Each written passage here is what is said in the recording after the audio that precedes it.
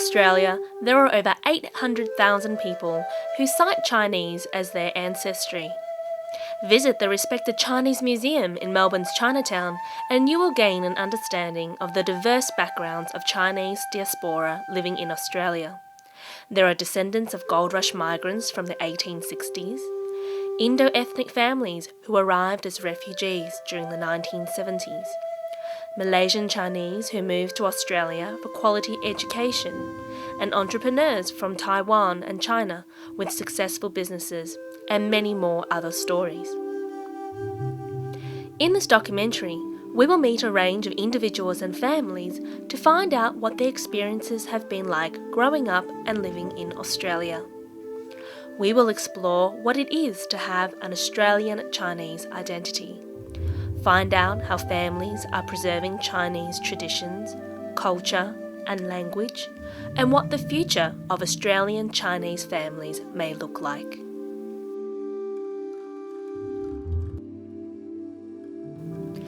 In this episode, we will meet several families to find out what their experience has been like living in Australia. We will speak to first, second, and third generations to find out about their family backgrounds and what kind of differences there are between the generations. We will also learn what life is like growing up in a cross-cultural family.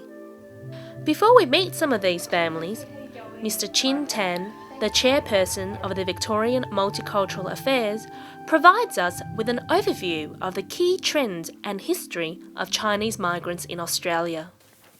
We move on. If you look at the trend in terms of migration, White Australia policy was formally abolished in the 70s. But if you look at the trend in terms of the migration pattern after the war, principally from the Eastern European, Mediterranean European to migrants who came across, and then the first real break came through in terms of Asian mass migration was the Vietnamese in the 70s. And then it opens the doors and it leads on.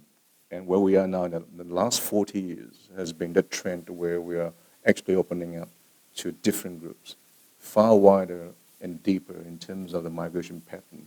So right now I can say to you, we have 135 faiths, we can turn different languages and turn different national groups here in this country.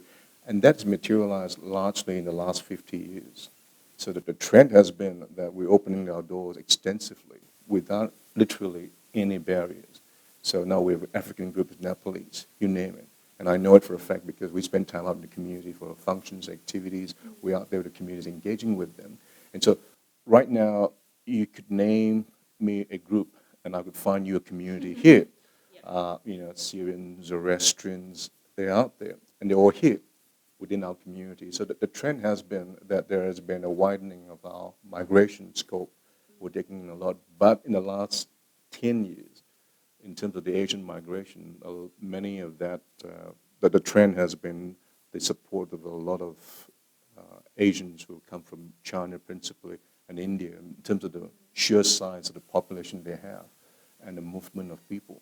So we've seen an increase in the Chinese migrants who come here to find Australia a home or to live, to invest in, to study. And we have Indians coming here in very large numbers as well. So those are the parameters of which we're dealing with now. They're not new groups, but they're groups that come from different backgrounds, from different circumstances as well.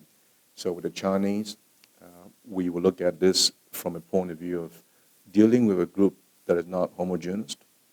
It's right across. Even from China, for example, they come as entrepreneurs, with very deep pockets and investing in very high value items, to students or to migrants, to skilled laborers who come from different backgrounds. So our role is to deal with that whole fabric about how to provide for communities to be able to find their place here in Australia, and Victoria in particular, and to move on very quickly.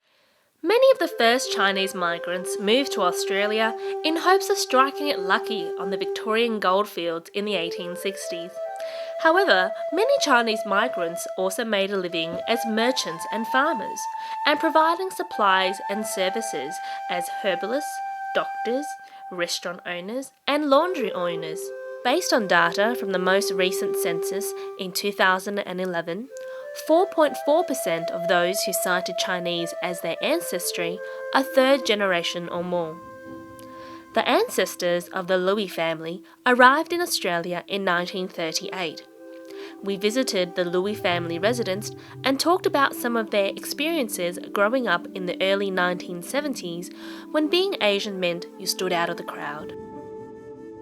1950年嚟到咗，嗰時候咧，我爺喺度，我爸爸喺度，我嚟嘅時候咧就當為讀書子嚟。嗰時候我爸爸嚟到咧就嗰時候咧移民好嚴，我爸爸嚟到咧，我爺就應該要翻去嗰個就叫做換替子，但係咧因為我爸嚟之後咧換咗政府，就改咗移民嚟，所以佢就。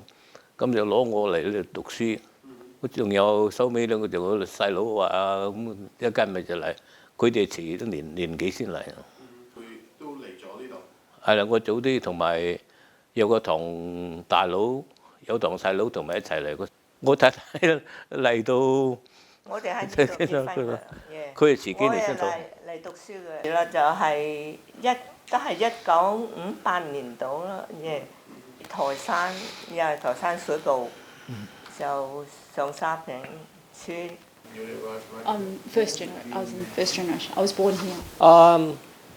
I guess as I was going through school, it was in the late 70s as such, early 80s. There was, I guess, integration and understanding of sort of Asian background was not really commonly well known to the rest of the Western population then. I mean, obviously they knew that there was immigration as such, but when you speak to fellow Chinese people at that particular time, an Asian's an Asian, whether they actually come from China, Vietnam, Laos, Malaysia, Singapore. And I guess there was a little bit of a, for myself at least anyway, an identity issue throughout school. And I guess that would be with you, Alice, as well.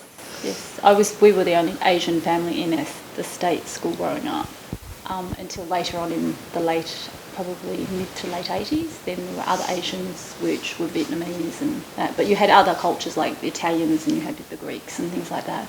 But culturally growing up, because of the area and the smaller Asian society, we were the only family in that school.